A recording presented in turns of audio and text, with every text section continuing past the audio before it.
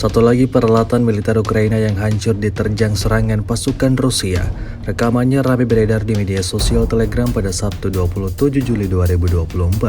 Sebuah tank angkatan bersenjata Ukraina di dekat Konstantinovka dibakar oleh drone dari resimen ke-242 Rusia. Tepatnya di arah Donetsk Selatan, pesawat tempur Rusia menyerbu Konstantinovka dengan dukungan drone penyerang, seperti yang terlihat dalam rekaman. Ledakan dahsyat terjadi dan peralatan militer angkatan bersenjata Ukraina alami kebakaran hebat.